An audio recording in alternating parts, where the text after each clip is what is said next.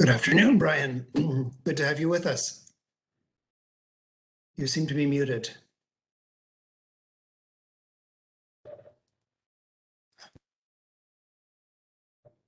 Am I muted now? Perfect.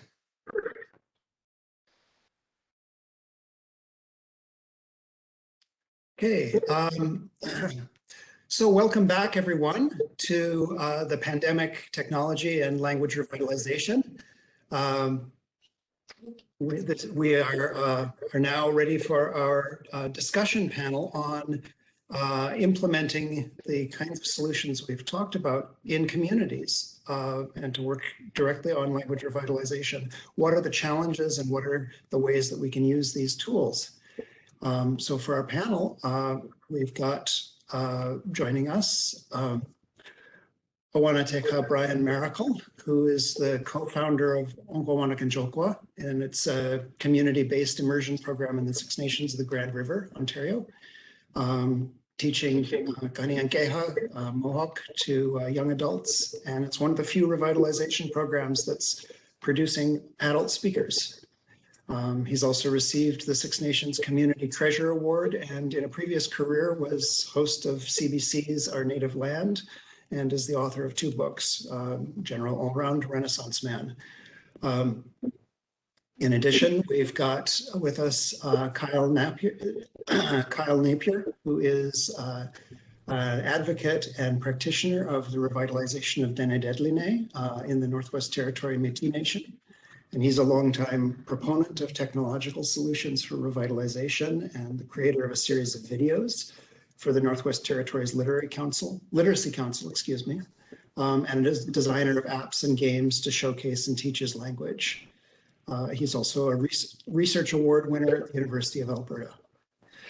Luke West is a linguist and programmer who works as a consultant.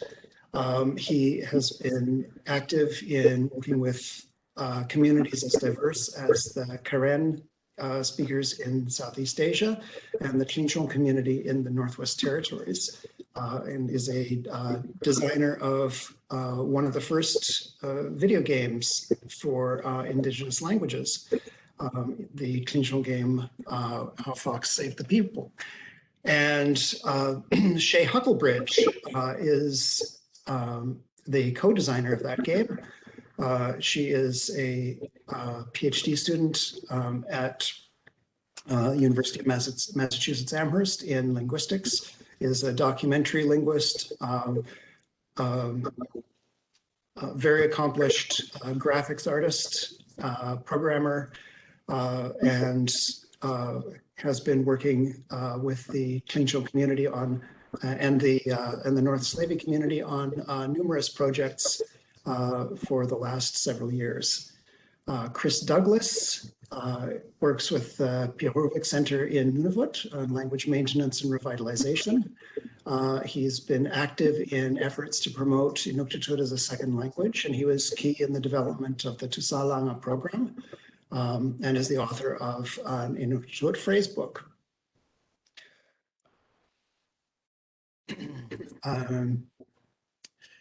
And then finally, I'm Nicholas Welch, as I mentioned before. I'm a professor of linguistics at Memorial University, and the focus of my position is on language revitalization. Welcome to all of you. Oh, and Chris Harvey, excuse me. Chris Harvey is joining us again as a panelist, and I've already introduced him, but to recap, he is a community linguist, an IT specialist, and has just given us a very compelling presentation on how the Mohican language classes have transitioned to online. So I want to deal with 5 different questions to start with in the panel. And I think we will keep this relatively informal. So when I pose one of the questions, I think since you're all on video, just put up a hand and we'll will go to you directly, just to make sure people are not speaking at the same time and causing audio feedback. And the first question is, how has revitalization work been affected by the pandemic and by the loss of face-to-face meetings?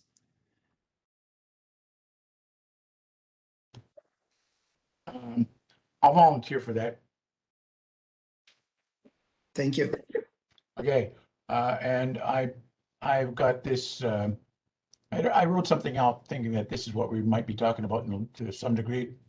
And I start off by saying that depending on technology to teach language in a pandemic is like wearing a teeny tiny bathing suit to a wedding. Okay? Meaning that it covers the bare essentials and it's not appropriate. But it's better than nothing. And beginning in 1999 and up until March of last year, we taught a Mohawk immersion program in a classroom to a dozen adults face-to-face all day long for 8 months a year. And here right now we have a stack of Mohawk language dictionaries a foot high. We have dozens of language videos on YouTube, DVDs, and VHS tapes. We have hours of audio recordings. We have dozens of storybooks. We have full access to the internet and a world of language learning apps and programs. We even have a $5,000 smartboard. Over the past 20 years, we've become increasingly successful in helping young adults become increasingly highly proficient Mohawk speakers. And just what technology did we use to achieve those results? Our voices, our ears, and our minds. That's it. Although we have full access to all kinds of digital wizardry, we rely almost entirely on old-fashioned interaction between teacher and student. But the pandemic has eliminated the best way to learn a language, which is in person and face-to-face. That face-to-face link has been broken for us since March of last year. And just like a tiny bathing suit, Zoom is inadequate and inappropriate, but it's better than nothing. Nevertheless, this has been a terrible year for our students, our staff, and our program. The problems in using Zoom to teach adults in remote communities are many and maddening, and I won't go into them here. The greatest problem in using Zoom isn't technical. The greatest problem is that we no longer have an instructor speaking with 12 students together in a single classroom. Before the pandemic, we had a no English rule that students would eventually forget because they started speaking Mohawk all the time. The classroom became a Mohawk language environment. As students became better and better speakers, they wouldn't think about using English in class any more than they would think about entering the classroom wearing a tiny bathing suit. And since the pandemic began, we've had an instructor speaking to 12 students in 12 different homes filled with English-speaking partners, parents, siblings, and children. These students are struggling to learn the Mohawk language in an all English environment. Lastly, I can't wait to be together with my students in a classroom again, face to face. Those are my words. Thank you for listening. Thank you very much, Brian. Very heartfelt. Kyle. Yeah, Brian, I don't think I could echo the sentiment as strongly as you have just now. And my apologies in using that name and not the name you'd written down on the panel there. Your real name, your non-colonial name. But in that same way, I just want to recognize also that, you know, in the Northwest Territories, and actually I'm joined, one of the people as a guest here is the person who's guiding me in my resource development, which is Eileen Beaver, the fluent speaker and a mentor of mine for many years. And so Eileen has taught an instruction through Zoom and in classrooms for 20 some odd years preceding that. And I'm sure, you know, I'm sure that the delivery has been much different there. What I'd like to recognize, though, specifically is the digital divide. So further than just the asynchronicity of Zoom and other digital technologies for teaching, is that some communities just do not have access to the internet. And so barring face-to-face communication and synchronous, natural, organic, land-based communication, the alternatives not only are limited by, the capacity of the resources and tools like technologies, which are, like you were saying, I just love that quote of wearing a bathing suit to what was it, a tsunami or a hurricane, but in that same way of if you're not able to access some of the communities where Eileen and I are from, don't even have access up to a megabyte per second, so it's impossible to do Zoom calling.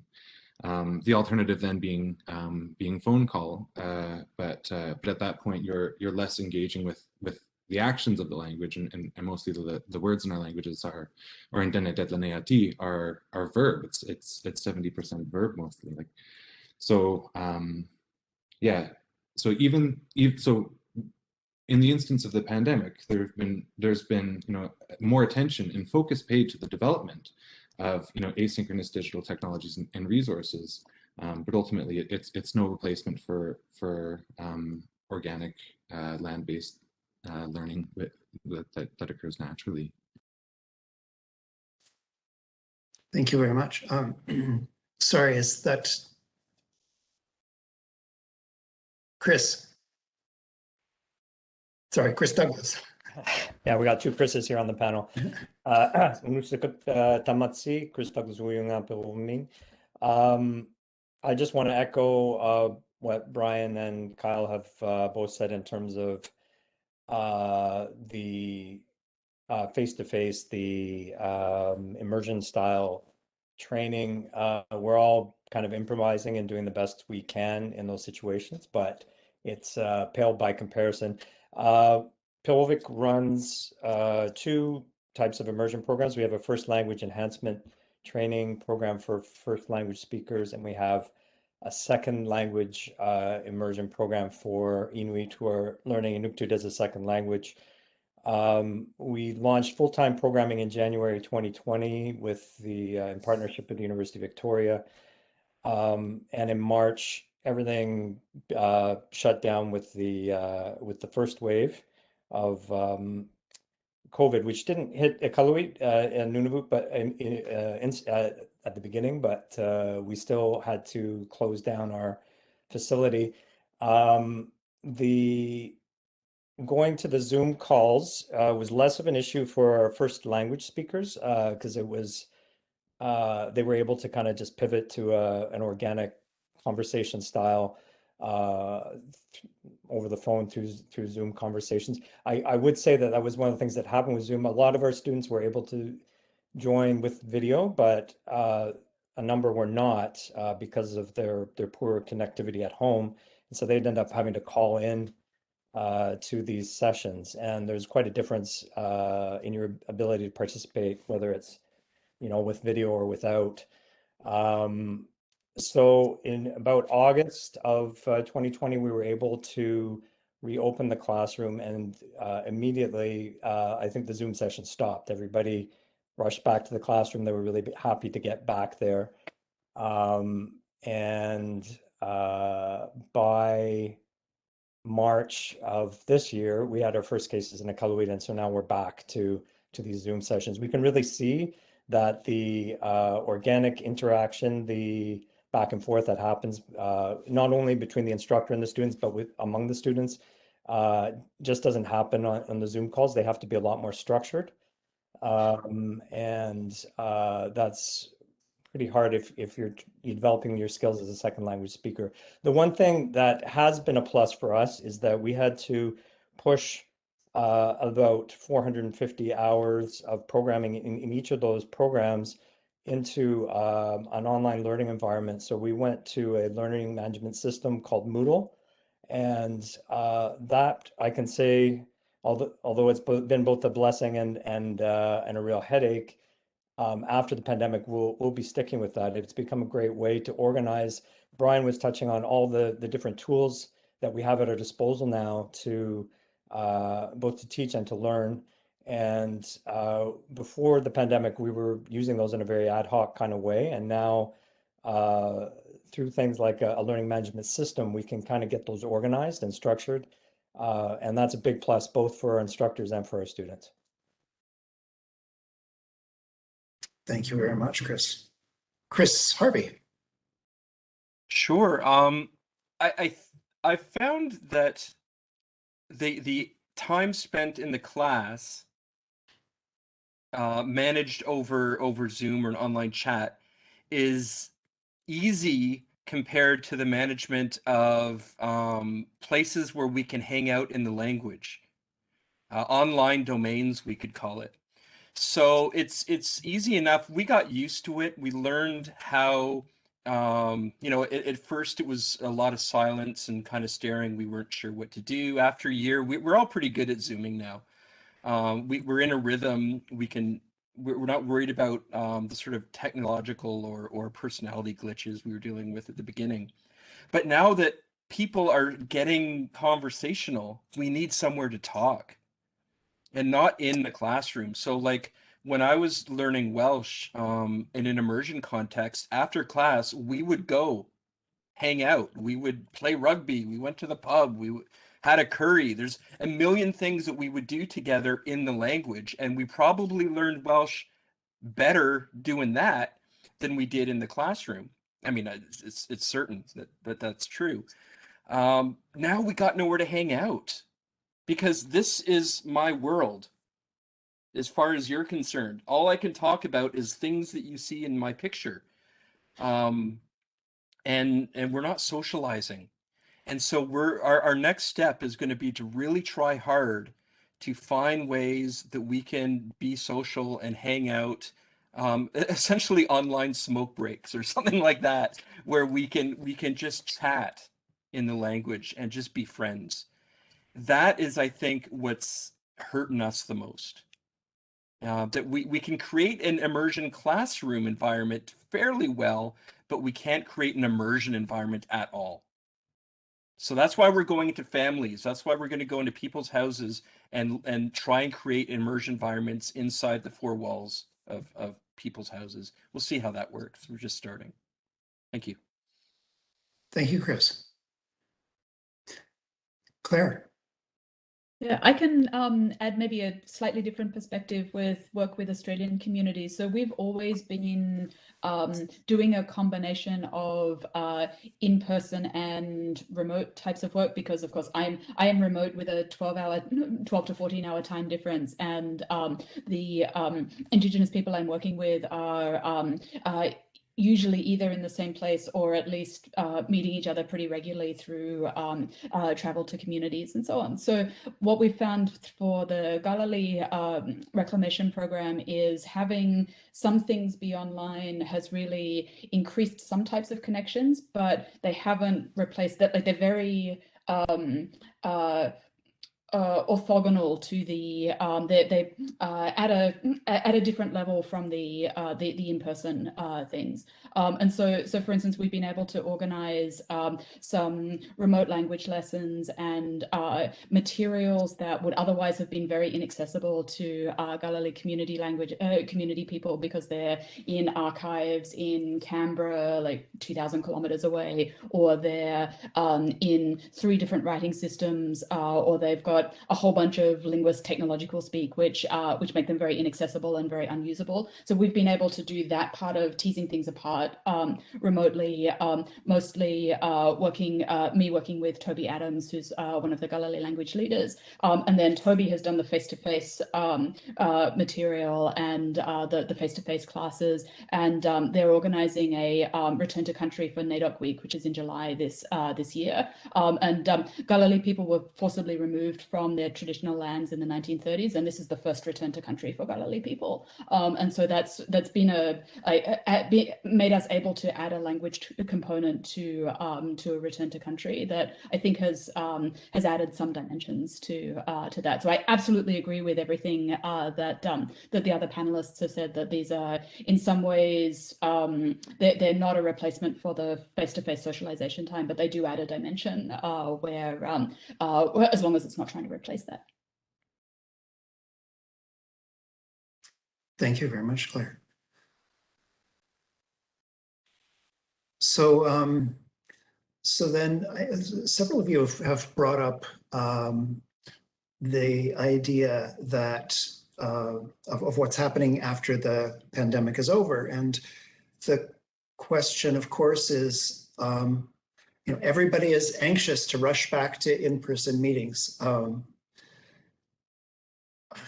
I am looking forward so much to being able to walk down the hallway again and just pop in and chat with a colleague. I'm looking forward achingly to being able to travel to the north again and meet with people in communities. When we can do that, what can we bring with us? How can we, what are the new tools that have been developed, that have become widespread, that we can continue to use once we've gone back to in-person settings? And how can we use them most effectively? It's a hybridization process, I guess. And so, yeah, how do we take the good from both types of teaching and combine them?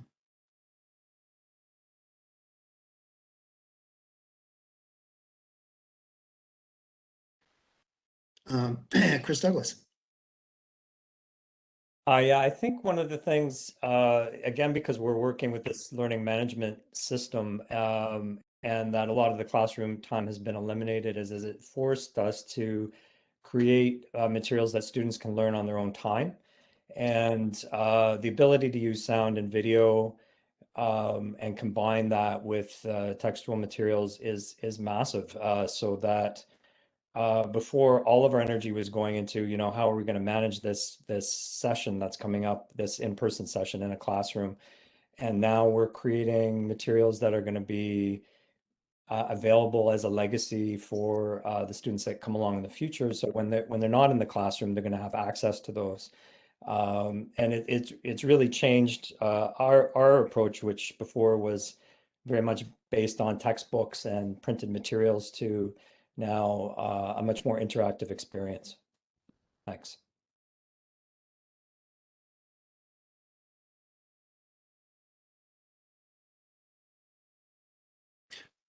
We had a question from Marie-Odile about whether, Chris, whether you've used breakout rooms. And I'm sorry, I wasn't sure whether this question was addressed to Chris Douglas or Chris Harvey. It Chris might have been Harvey. to me. Yeah, and I answered Okay. in the chat. Oh, okay, okay. Yeah. Thank you. Yeah. Sure. Marie-Odile? I think we're never going to go back to what it used to be. And we've already seen, at least working with people who are very far away, Claire was mentioning, those of us who always had to work far away, there is so much saving on travel, which is also very good for the environment, for all of us who are supporting the climate transition, right? So to reduce flying is I think we're never going to go back to devoting so much research budget or community budget to travel, when so many things can be done using the technology and the online meetings. This being said, what we've seen with the pandemic is hybrid models already emerging, because the indigenous communities in northern Quebec, for example, had very strict rules of quarantine to create bubbles of not just 4 people, but an entire community where there was no COVID case. So if you wanted to go, say, to Chasibi, you had to self-isolate for 2 weeks. But then after that, people could just pretty much run freely in the community, wearing masks, you know, with some precaution and 2 meters apart, but certainly not the restrictions that we had to observe down south. So I have been involved in a number of meetings, especially those teacher training workshops in November, where we had about, it was nice because we had like the 9 communities. We have one for southern speakers, one for northern speakers. So 2 groups, 2 different days. And then they were all the different communities that were speaking the southern dialect were by community together in a room of, say, 15, 20 teachers, depending. And then everybody was together via the Zoom model. So you had both this inside the room interaction and the online thing. And the presenters like me were on a big screen in that room. And then when we were talking with the different communities, we just would have the gallery view or something like that. But we weren't able to see necessarily all the teachers. There would be one who would come in front of the camera to, depending on their setup, right? So basically my point is, I don't think we're going back. We're gonna have to live and exploit the good things we've discovered in the hybrid model. Shay, sorry, your hand has been up for some time. Yeah, so when we were first sort of trying to implement this video game that we made, and Nick will remember this, 4 or 5 years ago now, one of the major obstacles that we ran across was that people wanted to have home copies, and we weren't able to provide that because not many people had access to the internet in their home. For a computer, and we didn't have a running mobile version of our game. And it seems that now there may have been like more strategies put in place in the communities there to support that kind of thing. So I think, you know, as much as like digital strategies for learning aren't a good like substitute, my hope is that there will be like more infrastructure to support those kinds of tools now than there was beforehand. Yeah, thank you, Shay. I think that's a really good point.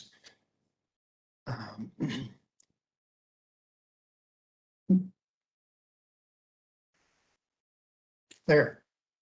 Oh, sorry. I think Kyle was before you. Oh, Shay, I just want to really follow your point there, particularly around the development of language resource technologies. What I've seen in the last year is an increase in digital literacy, particularly in communities where I'm from, in Deninde, where I am in Southern Northwest Territories. And with that, I want to recognize the inherent Anglophonic bias that comes with resource development. There's no coding language proprietary to an Indigenous language that I've known of.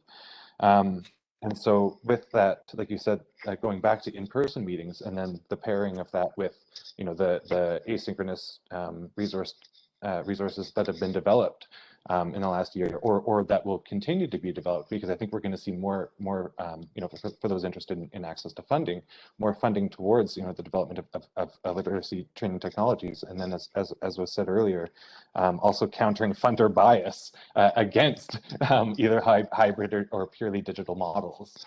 And so what's interesting there is okay, with community sovereignty and fluent language speaker sovereignty over the development of these language learning resources, what's going to come with that. So I'm definitely a critical adopter of digital technologies, even though that's my route of instruction, and you know, I'm a resource creator, but incredibly critical of you know, how those tools are used.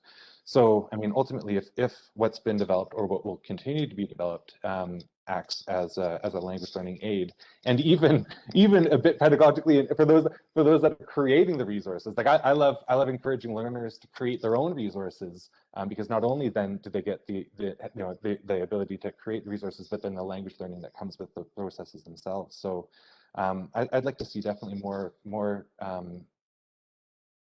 attention paid to the instruction around the use and the creation of digital resources, but that as like a step also for them as learners. And that's perhaps speaking with bias in my own role as a non-fluent learner of my language, who's learning through creating resources, again with Eileen, who's here as a participant. Thank you very much, Kyle. And sorry, I think Claire, you were next.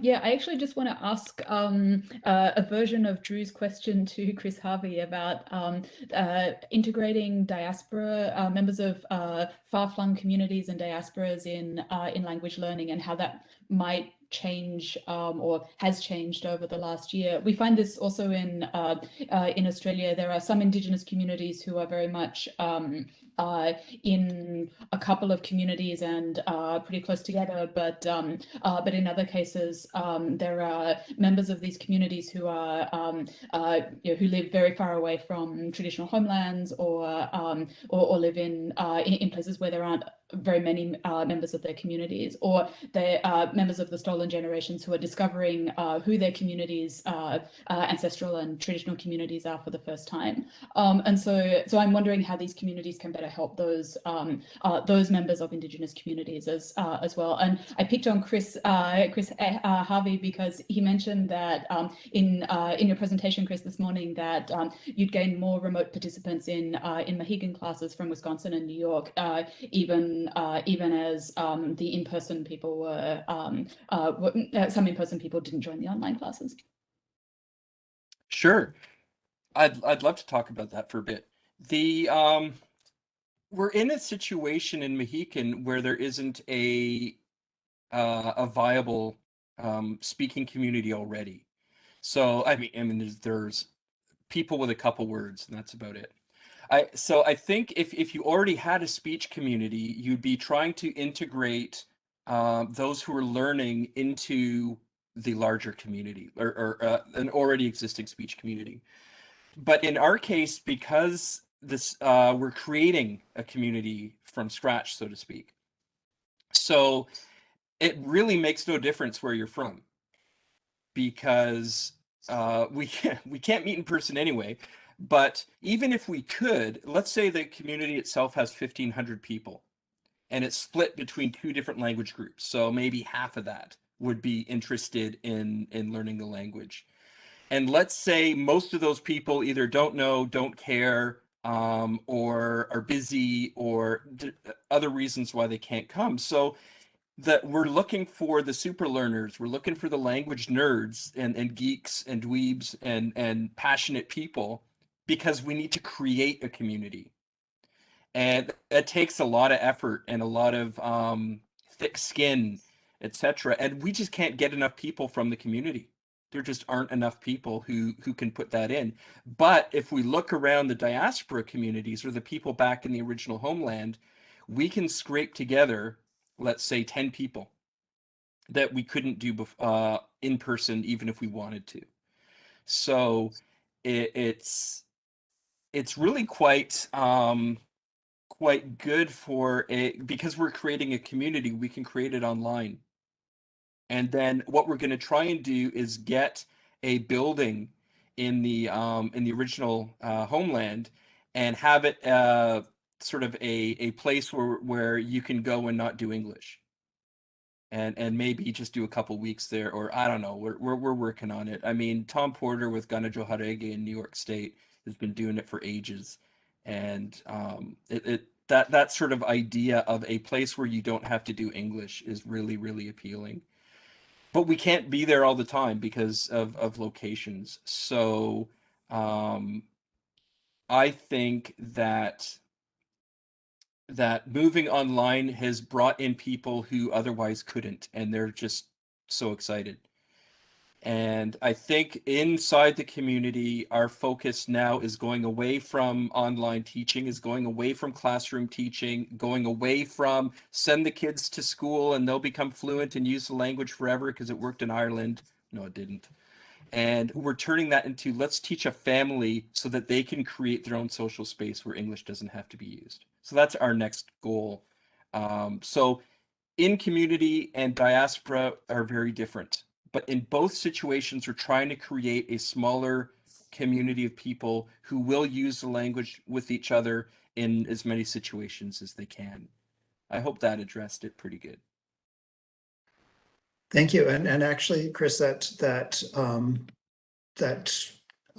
is directly pertinent to Owennatekha's program's focus, which is on teaching young adults so that they can then create the families of young learners. And Owennatekha, I saw that your hand was up, so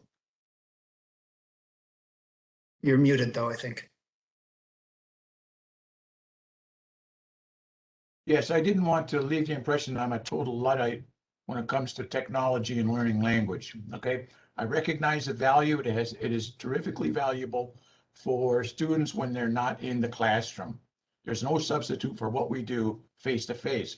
When they're not in the classroom, yeah, there's all kinds of things that language technology can do.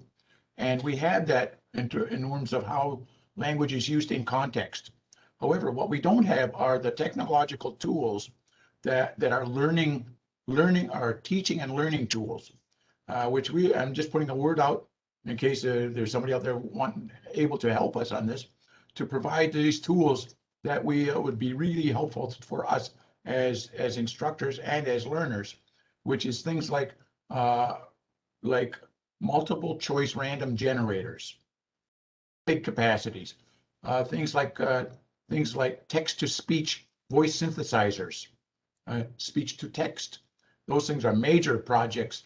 I don't think the generator is such a big project, but there are things like that, games that we need technical people to be able to develop, because we don't have that capacity ourselves. So yeah, I want to share that as well.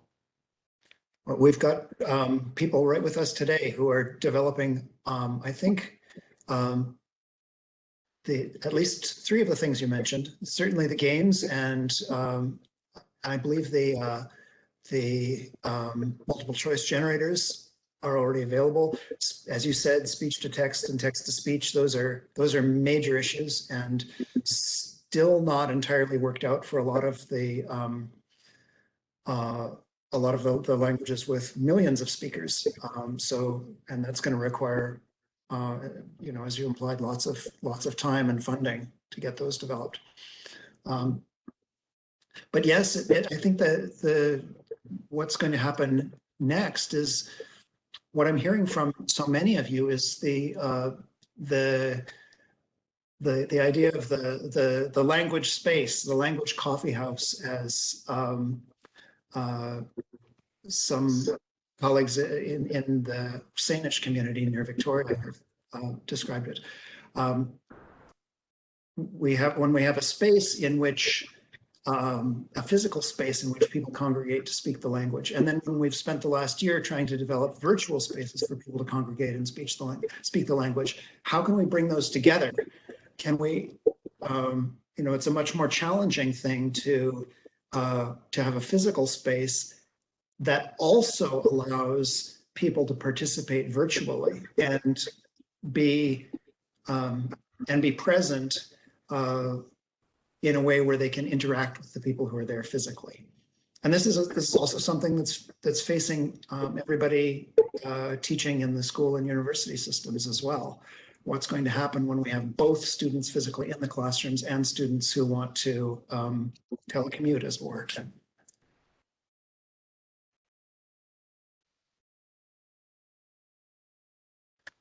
Chris Douglas.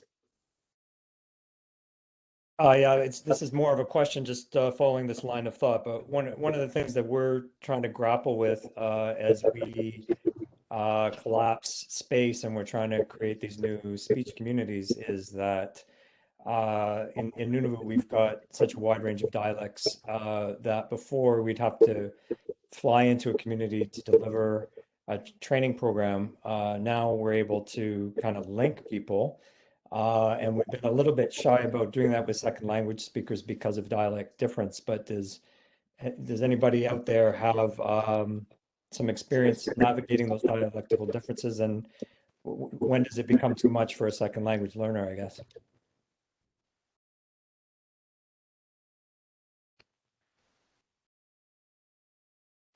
Well, I'll pipe in if I can. From the perspective of a language learner, and when I was learning how to speak Welsh, there were 2 quite significant dialects, and we just dealt with it. So that a teacher might come from one place, a teacher might come from another place. Some students were interested in one, some in the other. We learned, let's say something really fundamental, like a pronoun is one way in one dialect and another way in another. We would just get told at the beginning, these are the 2 variants, pick whichever one you like and go with it.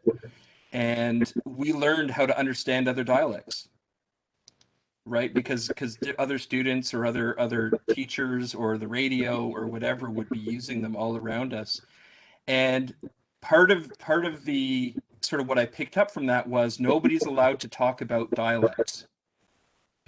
Just like no one's allowed to talk about spelling, because those two things will eat up 80% of your class. Or even worse, if it's Algonquian, no talking about why things are animate or inanimate. Just deal with it and move on. Because whatever pattern you see isn't there.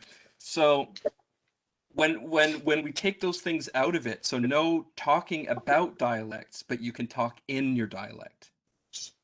And that when we're all fluent, we can meet at a coffee house and we can chat about dialects all night.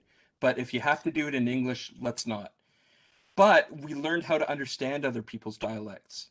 I still can't speak those dialects. I can only speak the one, that I picked up, but I can understand them. And I think that's an important skill in a pluricentric language, is that when I learned French, I learned Ontario immersion French, and then I moved to the East End of Montreal, and I couldn't understand anybody. Had I have learned different dialects in my French class, I could have saved myself 6 months of pain and anguish, because at least I'd be able to not be shocked at the way people spoke. So I would say go with it. Dialects are your friend. Have a blast, and just don't talk about them. And people will.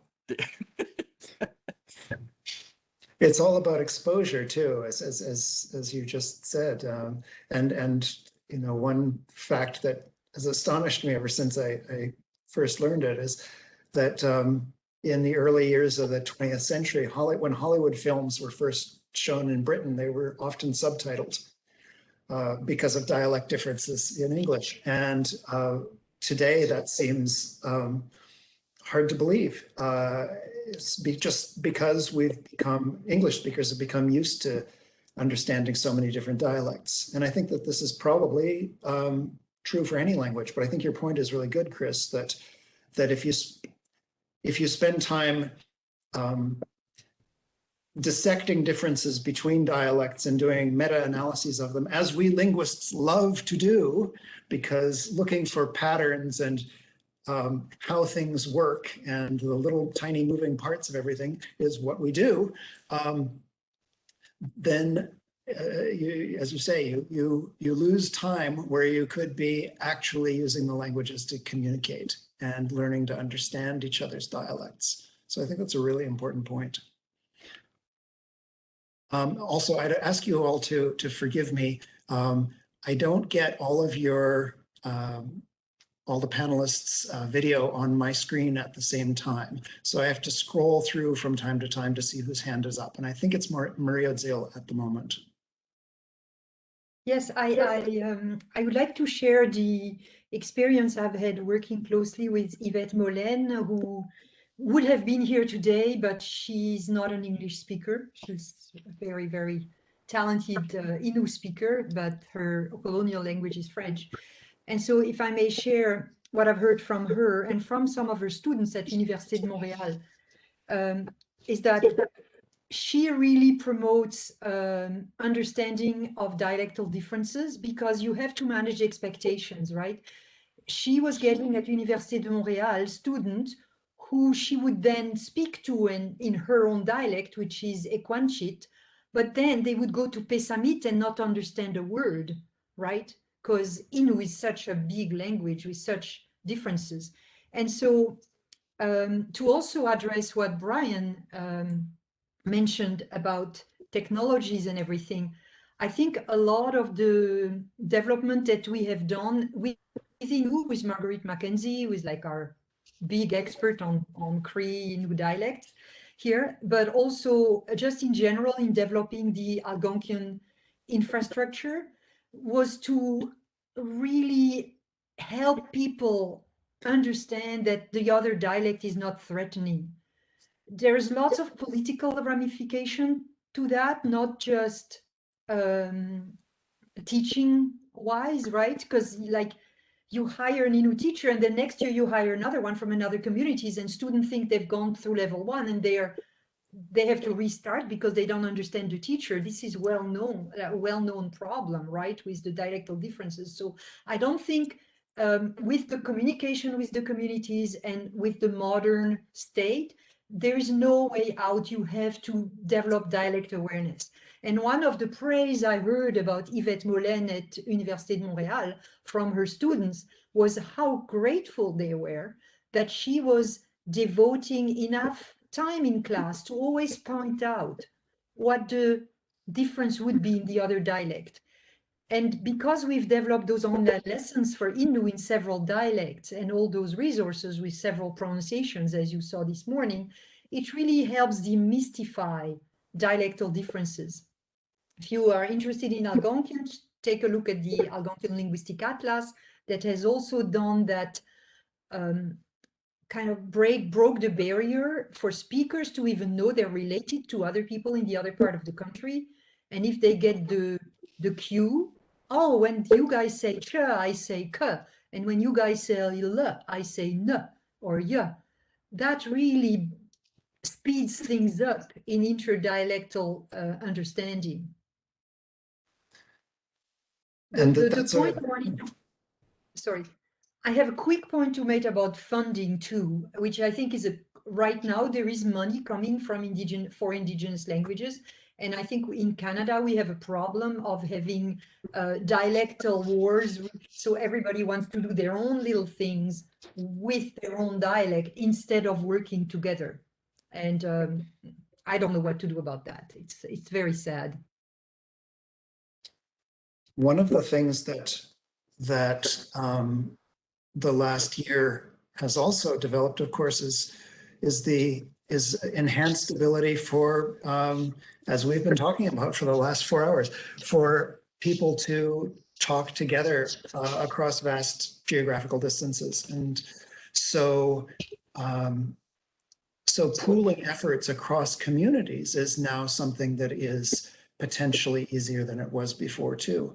And that with that, I would imagine may welcome better understanding of each other's dialects and exposure to them, and less tendency to get lost in our own little worlds, pursuing independent projects, reinventing the wheel, and so forth. But then the one other question that I wanted to air at this panel, since we're running close to the end of our hour now, is we have been talking about this this enhanced communication and the difficulties where it can't fully replace in-person communication. But then there's another issue that has been mentioned a couple times, which is that broadband access, cell phone access are imperfect or sometimes simply not available in many remote communities, the same communities that are often strongest in their languages. So what are the ways that the technology can be used even in the absence of the infrastructure to support it? And sorry, Kyle and Shay both have their hands up. Kyle. Shay, please go first. Yeah, I'll follow. I had a very short point. So I just want to say, I think this was a mistake we made with our video game develop path, or not a mistake, a limitation we had just from not knowing enough about developing games, was not planning for that limitation from the outset of being able to create something that could be run offline without a lot of internet access, that could be like, you know, installed, like passed around on a disk or something. And I think those things are like possible. And something that we have long been wanting to go back and do, and uses maybe technologies that are becoming obsolete elsewhere. But if I could go back, I think I would like to have that more in the forefront of planning this video game. Thank you, Kyle. Thank you. And then I actually work with a colleague of Shay's, which is Luke, who developed the video game they're talking about. And what's really cool about the engine, because I work with that same engine, is that the newest model of that engine allows for release not only for platform but also for download on computers. So it is relatively easy to transfer back up to communities now using that same engine for language acquisition now.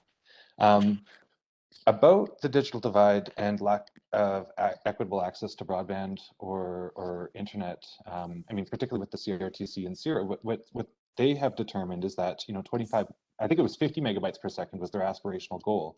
Unfortunately, what we're seeing is that in remote communities, that, like when I said, 1 megabyte per second is not achieved in some communities. Some communities cannot even access the low bandwidth version of the speed test. So just to put it in perspective of how bad that is. And usually in those communities, they're paying upwards of some households are of 1,000 or 2,000 a month.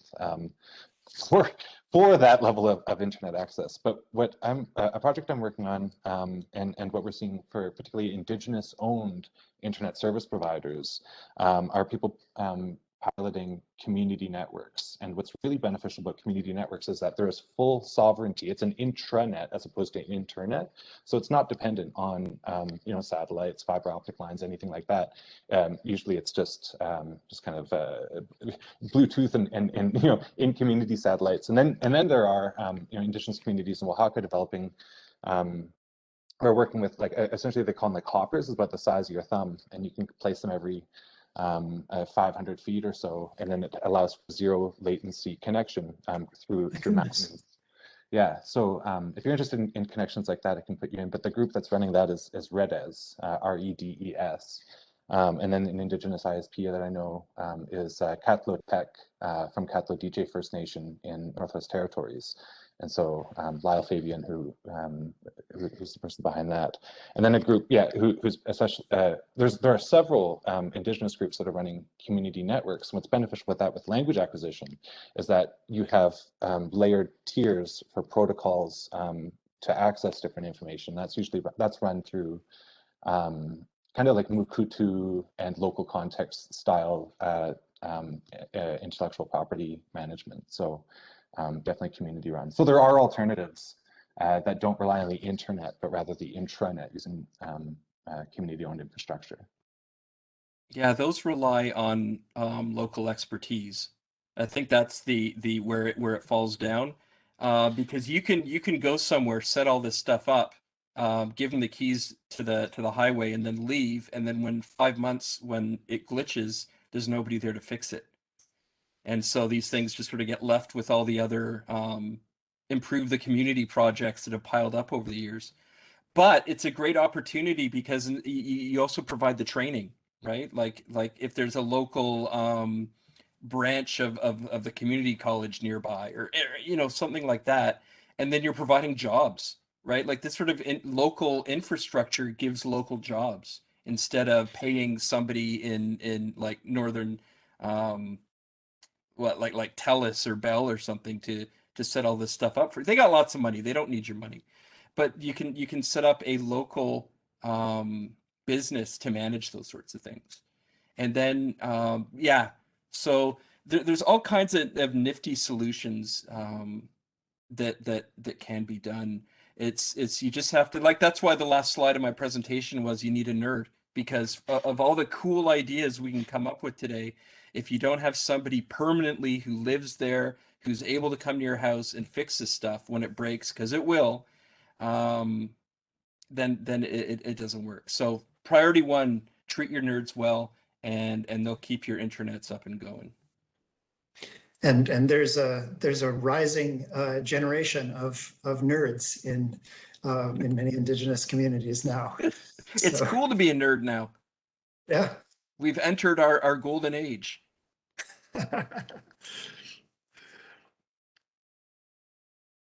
All right. Any final thoughts, anyone, before we wrap up the panel? Marie-Odile. I just want to echo what Chris said, and saying that any good project should build in itself this kind of tech training. That's something that has been quite successful We know very well the Cree School Board, the Innu technical guys, and complement their expertise and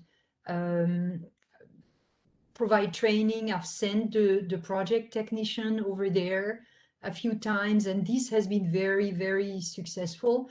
The problem, to echo again what Brian said about, developing resources, is the lack of continuity. We're all operating in like I said, with the bottom of my iceberg on project-based funding. There is no continuous. And right now, because the federal government is, throwing money, it's a wild west for all kinds of little app companies and everything that see that as an opportunity and propose crappy development, crappy product with no follow-up, no update, and a lot of indigenous communities are prey to that kind of agreements. And so I think long-term relationships and commitment, long-term commitments, and if at the federal level or provincial level, there was some kind of way to support those long-term commitments, that would really go a long way. That's a really good point. And yeah, that's definitely a problem that I can speak to with feeling, because at the moment, our lab is working to develop an online archive and database of material in Labrador languages. And one of the biggest questions is how do we keep it supported in the long term? And yeah, it's something we have to grapple with. I don't have any answers. So once again, thank you to all of you for agreeing to be on this panel. It's been a wonderful discussion. I've really enjoyed it. I also wanted to say, let's all keep in touch and continue sharing knowledge. There's a tremendous diversity of different kinds of technical knowledge among this group of people. One of the things that I would like to do after the workshop is finished is put together a resource list of people with your expertise. And if you are agreeable, share the contact information of those who are agreeable with communities, so that they have a nerd to go to if they don't have a homegrown one. Anyway, we can talk about that in the weeks going forward. But once again, thank you, all of you. It's been a great discussion. We're going to have another 15-minute break now, and then we will reconvene for our next talk by Alana Johns and Lydia Tulavina. Thank you, everyone.